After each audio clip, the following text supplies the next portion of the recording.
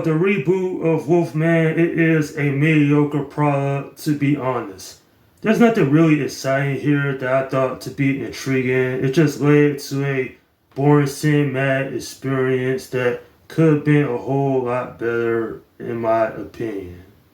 Seriously, Blumhouse Productions, every time you make a mediocre product, then I become less invested with any of your future films that are coming out. So the main story of this is that a family man is trying to protect his wife and daughter from a werewolf, but he ends up becoming infected and slowly turns into one over the course of the movie. Honestly, going into this one, I had the lowest of expectations because it didn't look that interesting in my opinion. I mean, the Wolfman is a very iconic character. He's been around for decades. It's just for me personally, I didn't like this interpretation of the character. And I get that Blumhouse Productions was trying to do something completely different here. But it doesn't work to a great effect. The characters make asinine decisions, the story is boring. And when it's all said and done, I was just left quite disappointed with this. Nonetheless, this could have been a great movie. It's just problematic. It plays it too safe, and quite frankly, it's also one of the most forgetful werewolf films I have seen over the last few years.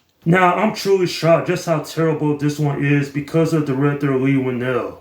In fact, two of my favorite films from him is Upgrade and The Invisible Man. So, when I finally seen this product, I was like, what is this nonsense? But at least the acting is decent. I thought that Christopher Abbott and Julia Gardner, they did a good job here where it wasn't boring. On some level, their characters do make asinine decisions where, oh, the mother's leaving the child with the werewolf. And I'm like, really?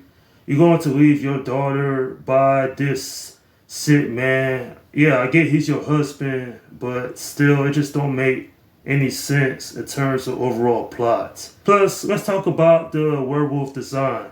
Does this look like a werewolf? What in the hell was Blumhouse Productions thinking when they made this movie? He looks more like a mutant than he does a werewolf. Say what you will about 1941's and 2010's Wolfman, at least they're more true in line with the character. They're more interesting. They're not boring. Those two films, I definitely can have a fun time with them. This, I had no enjoyment out of it. I was bored throughout it. And when it was all said and done, I was satisfied that I never have to watch this again. I do have to give credit to the people who worked on it. At least the prosthetics, they look good for what it was. This film is more in line with The Fly.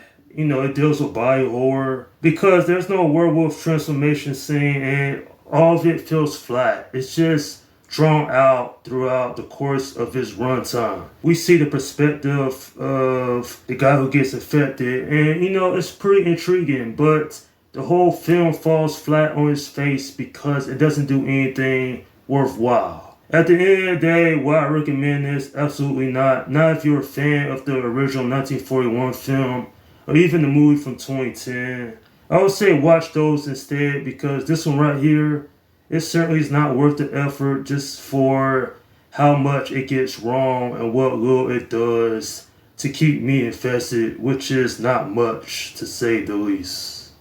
I'm giving this film a 4 out of 10.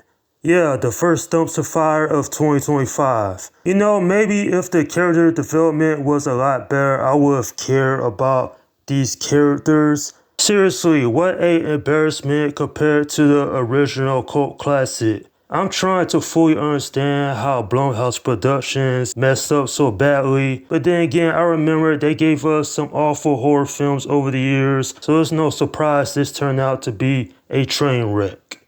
And that's my review of Wolfman. Alright, leave your comments down below in the section and let me know what you think about this movie. Okay, this is Slum Guy 172 saying peace out. Tss.